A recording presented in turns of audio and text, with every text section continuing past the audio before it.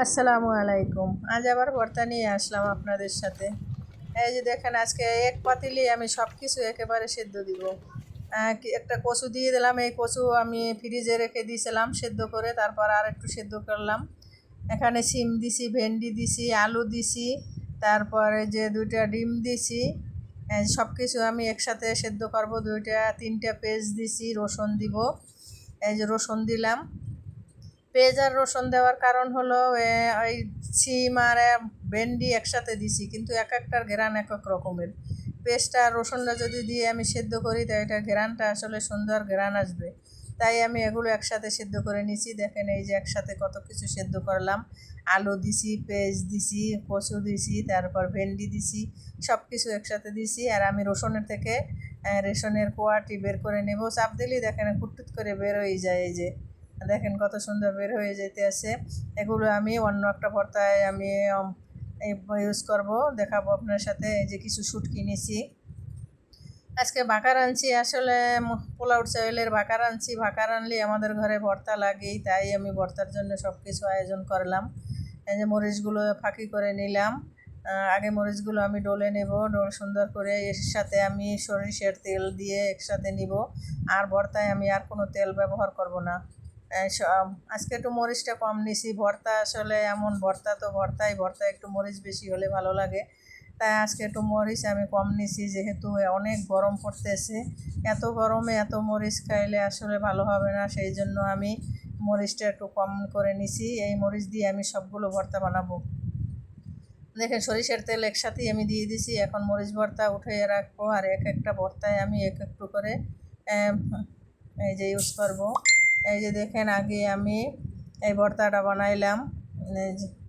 এগুলো হলো কাসকির শুটকিটা আমি তেলে ধুয়ে ভালোভাবে মচমচা করে আমি এগুলো ভেজে নিছি। এতটাই মচমচা, দেখেন আমার পাটায় অফিসান লাগে না, ব্লেন্ডারও দেওয়া লাগে না, হাতে মুসমুসে ভেঙে গেছে। সুন্দরভাবে আমি ভেজেই করে নিছি। এখন আর একটা ভর্তা আবার বানাবো। এই দেখেন, এখন সিম ভর্তা বানাবো। কোনোটাই আমি পাটায় ডলিনি। হাতে ডলা ভর্তা নাকি অনেক স্বাদ, তাই আজকে আমি সব ভর্তাই হাতে ডলে নেব। একটাও ব্লেন্ডার করিনি। ব্লেন্ডার করেছি আমি একটা ভর্তা, তাও আমি দেখাবো না আপনাদের সাথে। সুন্দরভাবে এটি করে নিলাম।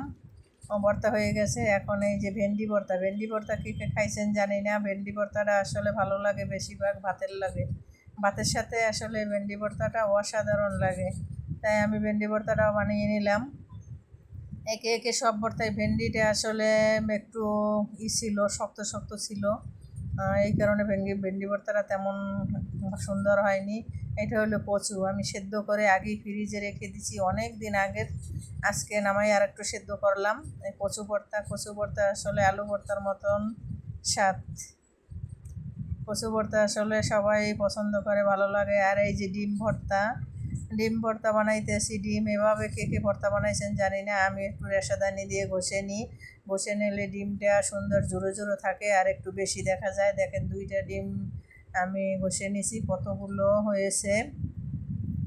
এখন ওই যে মরিচ ভর্তাগুলো বানাই নিছি, ওগুলো একসাথে মিক্স করলাম। এই যে হয়ে গেল ডিম ভর্তা।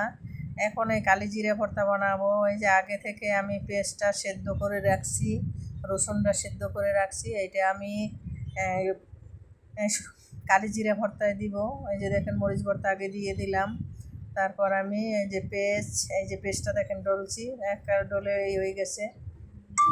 এভাবে যদি আসলে বানায় কালিজিরা ভর্তা, আসলে সেই স্বাদ হয়, ভালো লাগে, অনেক ভালো লাগে। তাই আমি এভাবেই কালিজিরা ভর্তা বানাই। কে কীরকম বানান জানি না, আপনারা কীরকম বানান আমি জানি না। আমি এভাবেই বানাই। কেমন হয়েছে ভর্তাটা দেখেন, অসাধারণ হয়েছে।